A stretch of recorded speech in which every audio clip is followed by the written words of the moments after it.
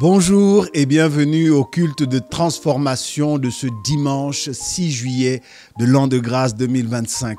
Je suis votre hôte, le pasteur Ske. Avant d'entamer la deuxième partie de ce prône intitulé « Il fait entendre les sourds », je vais faire un bref récapitulatif de ce que nous avons découvert la semaine dernière.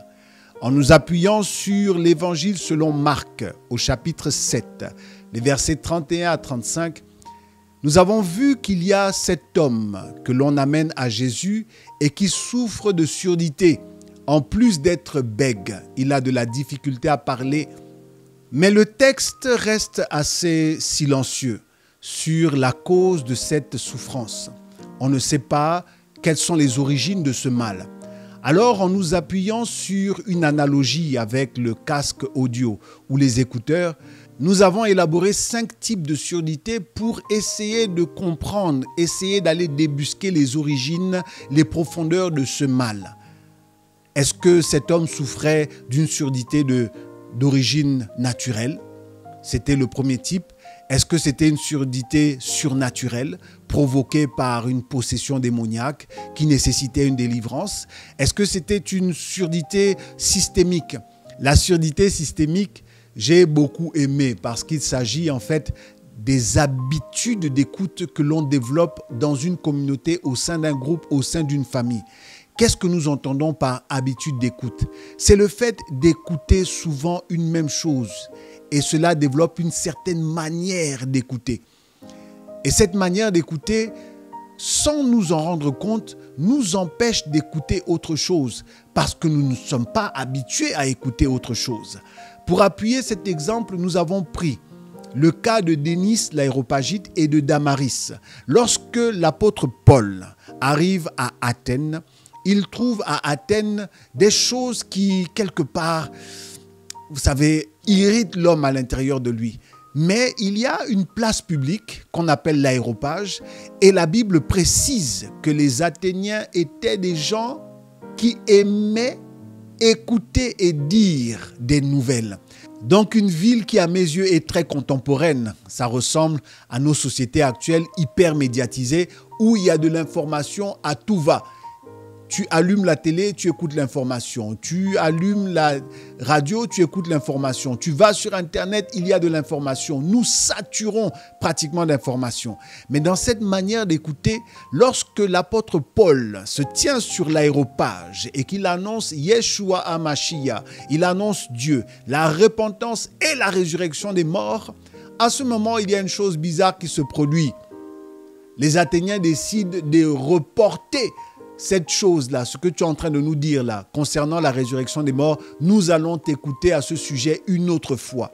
C'est un peu ça, la surdité systémique. Être capable de tout écouter, mais ne plus être capable d'écouter Dieu. Ensuite, il y a la surdité par l'oubli. C'est le fait d'avoir, comme le régent Jacques le dit dans son épître, ne soyez pas des auditeurs oublieux qui avaient regardé vos péchés, puis vous avez oublié où vous êtes tombé, vous avez oublié la mauvaise vie dans laquelle vous étiez, vous avez oublié là où vous avez chuté, vous avez même oublié les engagements que vous aviez pris lorsque vous avez décidé de revenir au Seigneur. Enfin, il y a la surdité intentionnelle. À mes yeux, c'est la pire, parce que cette surdité nous met en face d'un choix. Je fais le choix de m'ouvrir à et de me fermer à. Et ce choix-là compte. C'est un choix qui compte. C'est un choix pour lequel je peux être jugé parce que je décide volontairement de me fermer. Il y a une différence avec la surdité systémique qui, elle, est une surdité conditionnée, alors que la surdité intentionnelle est une surdité de choix. Dans la surdité systémique, je n'ai pas véritablement le choix, du moins inconsciemment, je n'ai pas le choix parce que je suis conditionné à écouter d'une certaine manière. Mais dans la surdité intentionnelle, je fais le choix. L'apôtre Paul dit qu'il arrivera un temps où les hommes, ne pouvant plus supporter la saine doctrine, vont se donner une foule de docteurs parce qu'ils seront atteints de la démangeaison d'écouter des choses agréables à l'oreille. Et je pense que nous sommes rentrés dans ces temps-là depuis un bon moment où, à cause de la diversité des sources d'information, des menus de fast-food évangéliques, où on peut, en allumant la télé, être sur tel réseau, écouter le message de telle communauté, échanger et repartir et faire toute une indigestion spirituelle de ce qu'on a écouté.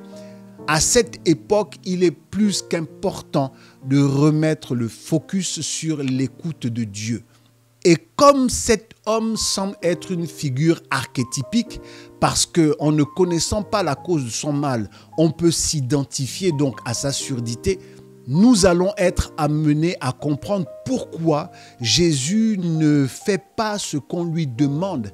Les gens qui amènent à Jésus cet homme lui demandent d'imposer les mains à cet homme. Mais nous allons aujourd'hui voir que Jésus va procéder différemment. Et donc, si nous arrivons à nous identifier à cet homme dans sa surdité, alors peut-être ce que Jésus va faire pour rendre l'écoute et la parole à cet homme, peut-être que cela nous concerne aussi. Parce que dans la manière de faire de Jésus que nous allons décortiquer, il y a beaucoup plus que la guérison. Il y a comme un rituel de consécration et nous rentrerons dans le vif du sujet juste après cet instant de prière.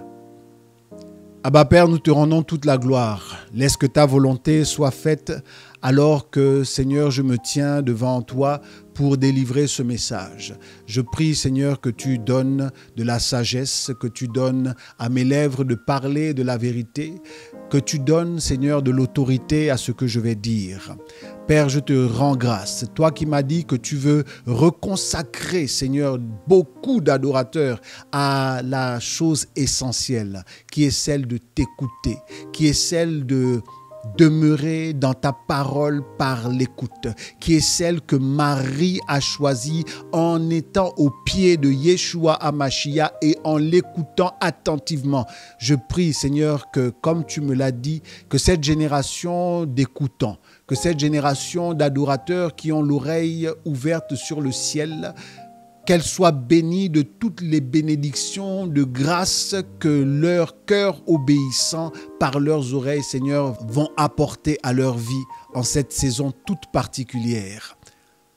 Seigneur, laisse que ce message te rende pleinement la gloire. Dans le nom puissant de Yeshua HaMashiach, j'ai prié et nous disons Amen.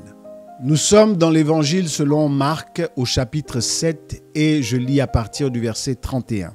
Jésus quitta le territoire de Tyr et revint par Sidon vers la mer de Galilée en traversant le pays de la Décapole.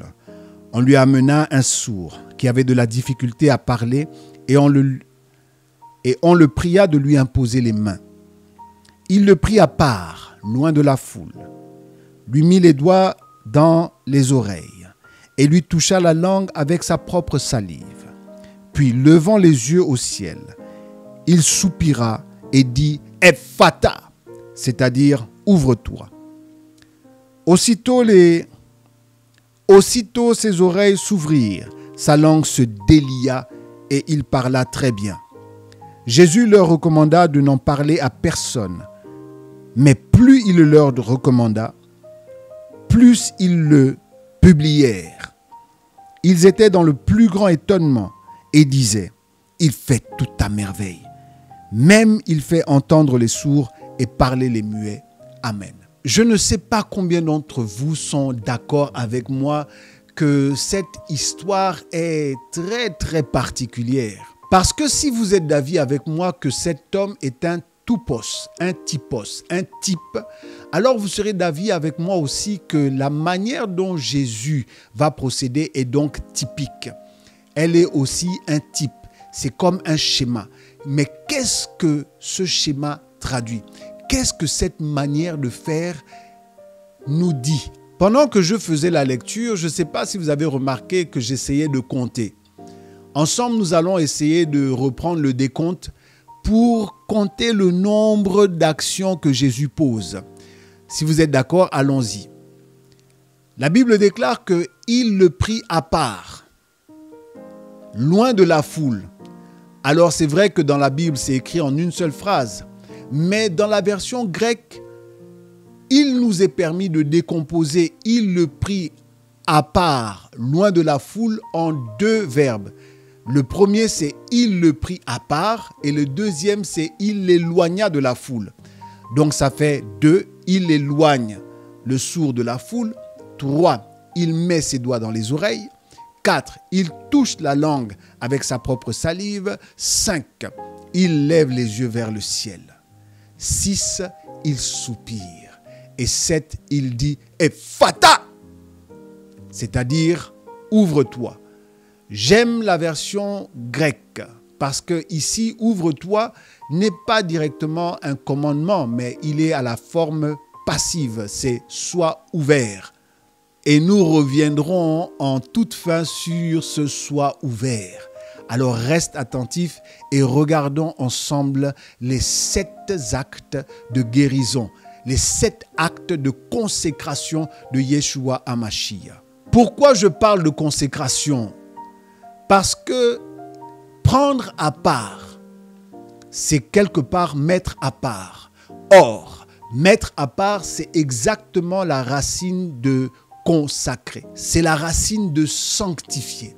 Consacrer, c'est le fait de retirer un objet ou une personne d'un usage commun pour en faire un usage consacré.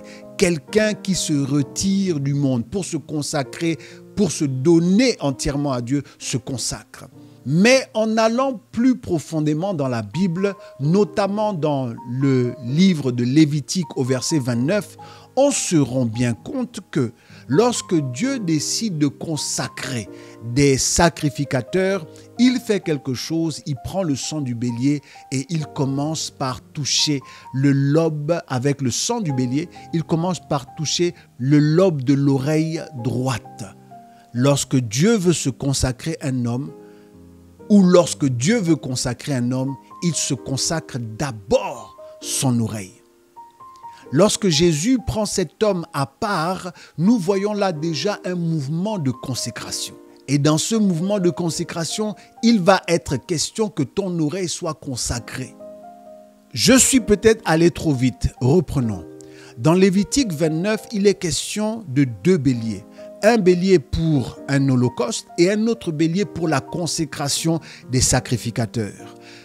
Il est dit à Moïse que tu vas égorger le 2e bélier, prendre son sang et avec le sang du bélier, de l'autre bélier, tu vas toucher le lobe de l'oreille droite d'Aaron et de ses fils, leur pouce droit et le gros orteil du pied droit. Ensuite, avec le sang, le reste du sang du bélier, tu vas le mélanger avec l'huile d'onction et tu vas faire l'aspersion sur Aaron, ses fils et sur leurs vêtements. Enfin, le texte dit que c'est ainsi que seront consacrés les sacrificateurs au service de Dieu. Nous voyons bien que la consécration commence par le fait que le sang du bélier touche le lobe de l'oreille droite. Si ton oreille n'est pas consacrée, tu ne peux pas œuvrer avec tes mains et tu ne peux pas marcher avec Dieu. Dieu a d'abord besoin que ton oreille soit touchée par le sang. Le sang de l'agneau, s'il doit être appliqué, il ne commence pas par être appliqué sur ta tête, il commence par toucher ton oreille. Et je comprends pourquoi lorsqu'on a dit Jésus impose lui les mains afin qu'il recouvre l'écoute, Jésus commence d'abord par le mettre à part. Dans ce monde de Congossa, dans ce monde hyper médiatisé, dans ce monde d'information à tous horizons et à tout va, Dieu veut d'abord te mettre à part. Il veut d'abord te mettre à part pour commencer avec toi le rituel de la consécration. Ensuite, Jésus éloigne cet homme de la foule. La foule représente tout le bruit qu'il y a autour de toi qui t'empêche d'écouter Dieu. Une seule personne peut représenter la foule à tes yeux. Une seule personne peut faire suffisamment de bruit à tes oreilles pour t'empêcher d'écouter Dieu. Un faux prophète peut faire suffisamment de bruit, d'interférence dans tes oreilles pour t'empêcher d'écouter Dieu. Un ami qui peut se présenter comme un ami sincère peut faire suffisamment de bruit autour de toi pour t'empêcher d'écouter Dieu. Alors ne pense pas que la foule, c'est forcément le nombre. La foule, ça peut être une seule personne, une seule source d'information qui t'empêche d'écouter Dieu. Dans ces temps, laisse-moi te dire, et ne sois pas surpris, que Dieu, en te mettant à part, en t'éloignant de la foule, va couper certaines relations avec certaines amitiés, avec certains milieux, avec certains environnements, pour commencer à te guérir, pour commencer à reconnecter ton oreille à la fréquence du ciel. C'est ce que le Seigneur m'a dit. Il cherche une génération et il l'a déjà trouvée en vérité, de personnes qu'il va mettre à part pour reconnecter leur écoute au ciel. Car s'il se trouve quelqu'un à côté de toi qui t'a appris à écouter la voix du vin plus que la voix de Dieu, il faut t'en séparer. S'il se trouve à côté de toi quelqu'un qui t'a amené à écouter davantage la voix de l'infidélité, la voix du mensonge, la voix du compromis, mais toi aussi, ne sois pas juste à l'excès. Mais toi aussi, fais un peu comme ça. Le mais toi aussi peut sembler être sage, mais si ce n'est pas le mais toi aussi que tu as entendu de la bouche de Dieu, alors il va falloir t'en séparer. Troisièmement, il met ses doigts dans les oreilles.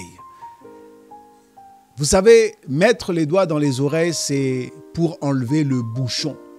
Parmi les reproches que Dieu adressait à son peuple d'Israël dans l'ancienne alliance, dans l'Ancien Testament, c'était notamment d'avoir les oreilles bouchées, de refuser de l'écouter. Que ce soit de manière volontaire ou involontaire, que tu sois empêché volontairement ou involontairement d'écouter Dieu, Dieu va mettre ses doigts dans tes oreilles pour enlever ce bouchon de cire. Si quelqu'un a un bouchon de cire dans ses oreilles, il n'écoute pas bien, il est dérangé. La seule chose dont il a besoin, c'est d'aller voir un ORL pour pouvoir enlever le bouchon de cire. Dernièrement, j'ai regardé sur YouTube comment on retire les bouchons de cire dans les oreilles et je vous assure que c'est loin d'être agréable à voir. Mais pour toutes les personnes qui ont un bouchon de cire qui est retiré, mon Dieu, c'est comme si le monde changeait autour de soi. C'est comme si tout d'un coup, nous étions capables d'écouter ce que même nous étions auparavant incapables de percevoir. Alors Jésus a mis ses doigts dans les oreilles de cet homme sourd pour retirer ce bouchon qui l'empêche d'écouter Dieu. Car si c'est la foule qui t'empêche d'écouter Dieu, Dieu va t'éloigner de la foule. Si c'est un bouchon qui est dans les oreilles qui t'empêche d'écouter Dieu, il va mettre ses doigts dans tes oreilles afin de retirer ces bouchons. Ensuite, il va toucher ta langue avec sa propre salive. Je vois beaucoup de gens dire derrière leurs écrans « Burk, c'est sale ».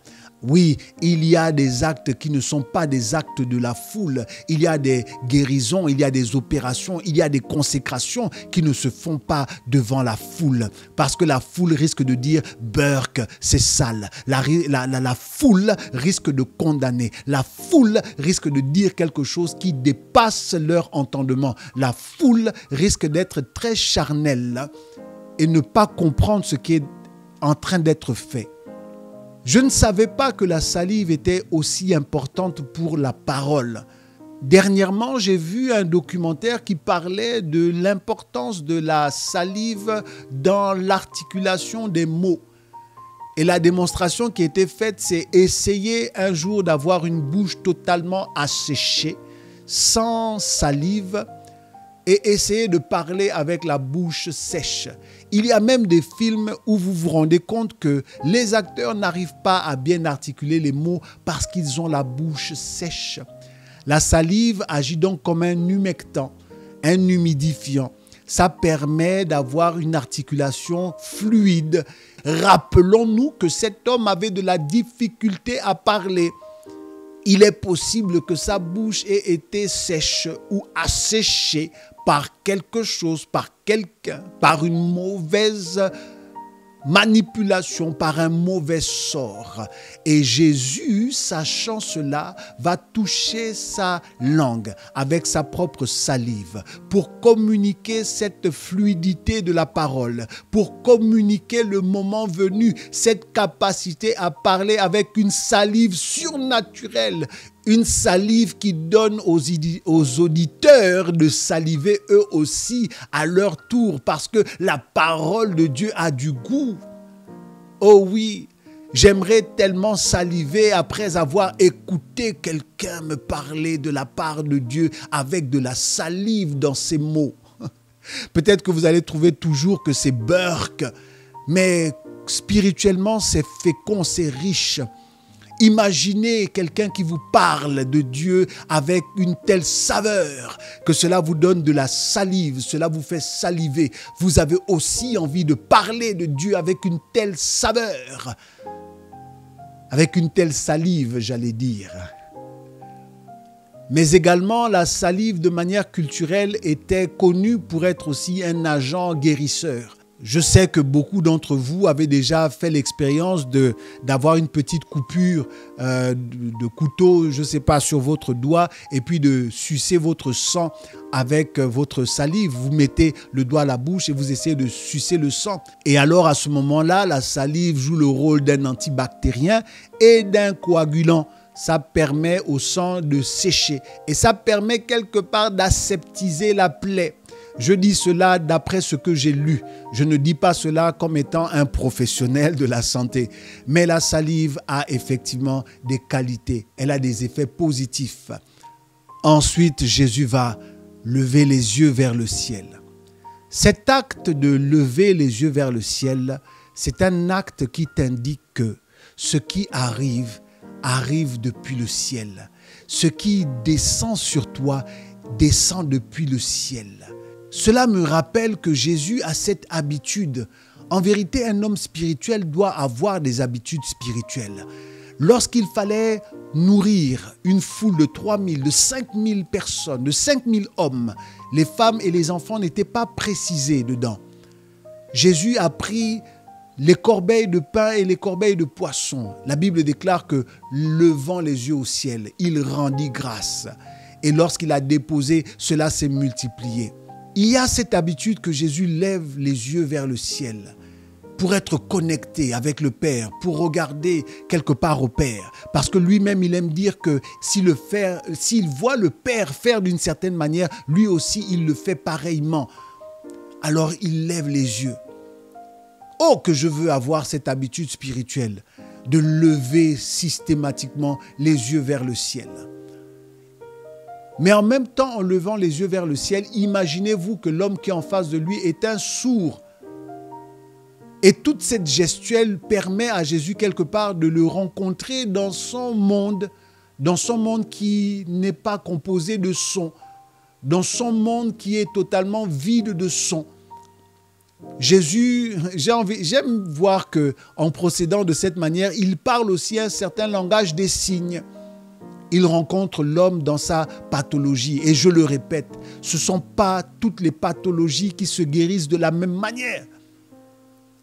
Là, nous voyons Jésus procéder de manière silencieuse. Il rentre dans le silence de cet homme et il commence à faire des gestes qui le rassurent. En levant les yeux, il montre à cet homme que papa, ce qui arrive dans ta vie vient tout droit du ciel. C'est un cadeau de Papa God. C'est un cadeau de Papa Yahweh. C'est un cadeau qui descend directement du ciel. Et l'homme qui descend lui-même du ciel se trouve en face de toi. Oh!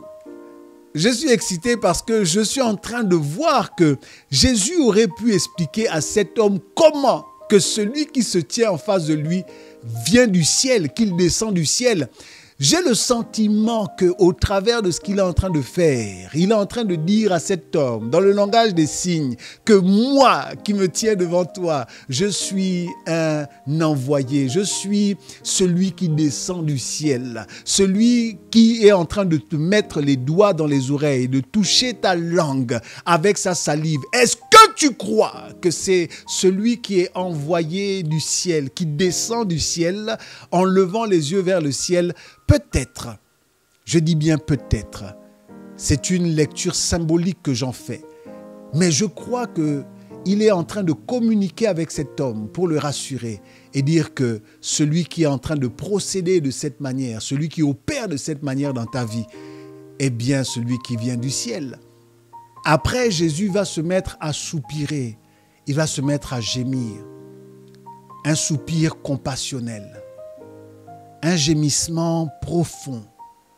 Vous savez, comme le gémissement que vous avez lorsque vous êtes en face de la méchanceté des hommes. Vous faites, c'est pas la peine.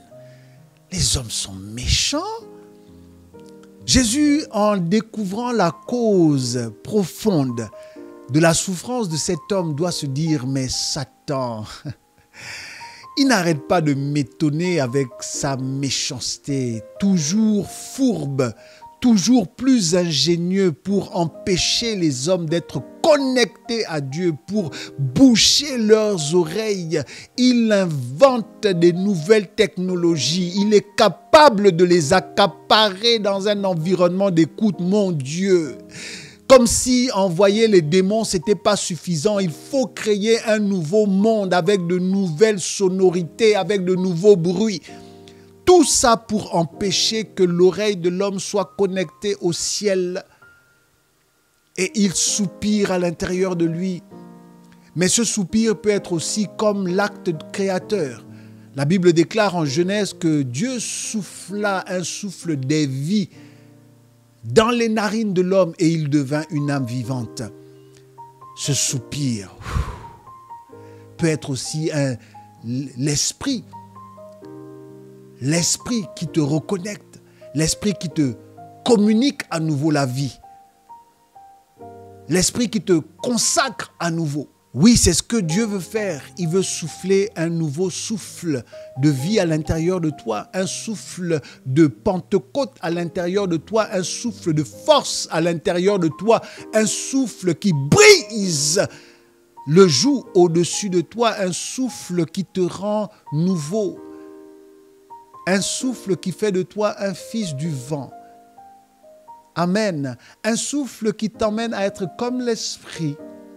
Et c'est après tout cela que la parole vient.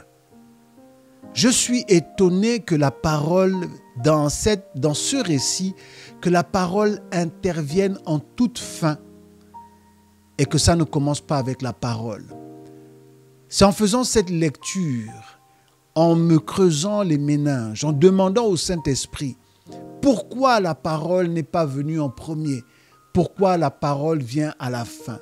Et la réponse que le Saint-Esprit m'a donnée, c'est comment un sourd va-t-il entendre la parole si sa capacité à l'entendre n'a pas été reconnectée?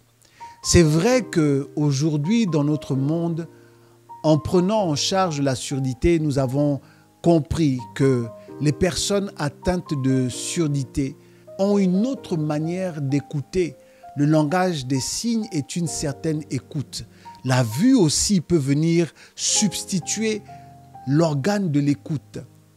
Mais la parole de Dieu, c'est Ephata. Alors à qui ou à quoi s'adresse Ephata? Ephata dit sois ouvert. Sois ouvert à la parole de Dieu. La parole de Dieu, on ne l'écoute pas qu'avec les oreilles, les organes. Seulement, on les écoute aussi avec les oreilles du cœur. Combien de fois Dieu dit à Israël que ce peuple m'honore seulement des lèvres, mais son cœur est loin de moi parce que ses oreilles sont fermées. Et que nous dit la Bible au sujet de Yeshua Mashiach? Dans le psaume 40, au verset 6, le Seigneur dit, tu ne désires ni sacrifice ni offrande. Tu m'as ouvert les oreilles. Tu m'as ouvert les oreilles. Le Ephata, sois ouvert, parle du ciel ouvert au-dessus de toi, parle de toi ouvert à la parole de Dieu. La foi vient de ce que l'on entend. Parle de toi ouvert à Dieu. Sois ouvert, mon frère, ma sœur. C'est ce que le Seigneur m'a envoyé dire. Sois ouvert. Sois ouvert. De la même manière que tu t'ouvres au ciel, de la même manière que tu t'ouvres au Seigneur, de la même manière son ciel est ouvert au-dessus de toi. La Bible déclare dans le livre de Deutéronome, au sujet des bénédictions qui sont dans la vie, qui agissent dans la vie des hommes, ces bénédictions agissent parce que le ciel est ouvert. Et ce ciel est ouvert parce que tu écoutes ma parole et tu la mets en pratique. Tu écoutes ma parole et tu la mets en pratique. Alors comment se passe la chaîne? Comme tu écoutes ma parole, comme tu es ouvert à ma parole et que tu la pratiques, moi aussi j'ouvre le ciel au-dessus de toi et j'envoie la pluie. Mais si tu te fermes à ma parole, si tu n'écoutes pas ma parole pour la mettre en pratique, tu seras sous la malédiction. Et la malédiction, c'est un ciel d'airain. Donc, si ton cœur s'ouvre à l'écoute de Dieu, à l'obéissance de la parole de Dieu, ton ciel est ouvert. Si ton écoute se ferme à la parole de Dieu pour ne pas la pratiquer, ton ciel est fermé et c'est un ciel d'airain. Ce ne sont pas les sacrifices que tu fais. Ce ne sont pas les offrandes que tu donnes. C'est tu m'as ouvert les oreilles. En cette saison, des oreilles ouvertes qui sacrifient, des oreilles ouvertes qui offrent, des oreilles ouvertes qui pratiquent la parole de Dieu. Ce sont des écoutes qui maintiendront le ciel ouvert au-dessus de toi. Dans le nom de Yeshua HaMashiach. Papa, nous voulons te remercier. C'est véritablement toi qui fais toutes choses à merveille. Tu fais même entendre les sourds. Papa, tu n'as désiré ni sacrifice, ni offrande. Tu as ouvert les oreilles de celui que tu as envoyé vers nous pour nous sauver, le prince, le héros de notre salut, Yeshua HaMashiach. Merci pour ta volonté qui en ces temps veut ouvrir, veut consacrer l'oreille à nouveau de tes adorateurs. Papa, laisse que nos oreilles soient ouvertes à ta parole. Laisse que nous puissions l'écouter et la mettre en pratique, afin que le ciel soit maintenu ouvert, que ton ciel soit maintenu ouvert dans nos vies. De la même manière que nous nous ouvrons à toi, tu t'ouvres à nous. De la même manière que nos oreilles sont ouvertes à toi, les tiennes sont sensibles aussi quand nous crions. Ah, papa, si nous écoutons ton cœur, tu écoutes notre cœur. Voici, Seigneur, ta parole qui vient d'être délivrée. Qu'elle produise les effets pour lesquels, Seigneur, tu l'as envoyée. Qu'elle nous reconnecte par notre écoute à ta parole. Parce que celui qui t'aime, c'est celui qui t'écoute et qui met ta parole en pratique. Merci pour cette Pentecôte de l'écoute, Pentecôte 2025. Elle a toujours été une Pentecôte de l'écoute depuis le premier jour. Depuis le premier jour que les apôtres ont reçu l'Esprit, elle a toujours été une Pentecôte de l'écoute. Merci de renouveler un esprit bien disposé à t'écouter et à t'obéir dans nos vies. Pour que notre foi soit une foi d'une écoute enrichie et que ce soit une foi qui produise des effets d'une écoute enrichie dans nos vies. Dans le nom puissant de Yeshua HaMashiach, j'ai prié et nous disons Amen. Merci pour votre fidélité à la chaîne Magen. Toutes les informations nécessaires pour soutenir l'œuvre de Dieu s'affichent maintenant sur vos écrans. Si vous n'êtes pas encore abonné à la chaîne, qu'attendez-vous encore? Abonnez-vous, aimez la page, partagez si vous avez été béni, afin que d'autres personnes aussi soient bénies. Activez la clochette de notification pour recevoir nos dernières publications. Et surtout, écoutons la parole de Dieu. Que cette semaine soit une semaine bénie, une semaine où le Seigneur nous reconsacre à la lecture, à l'écoute de sa parole. Que nos cœurs soient de nouveau circoncis. La Bible déclare que vous êtes circoncis de cœur et des oreilles. Que nos oreilles soient circoncis en cette semaine, pour cette saison. Que cette saison dans nos vies soit une saison de l'écoute régénérée, que ce soit une saison de la foi active par l'écoute, par l'obéissance à la parole de Dieu. Que nous soyons heureux parce qu'à nouveau, le Seigneur nous a reconsacrés et que nous sommes maintenant des adorateurs qui écoutons. Le prophète a dit, le matin, tu éveilles chaque matin.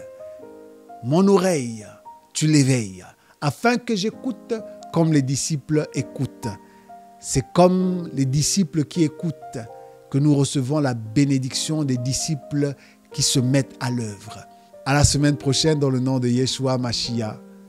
Amen.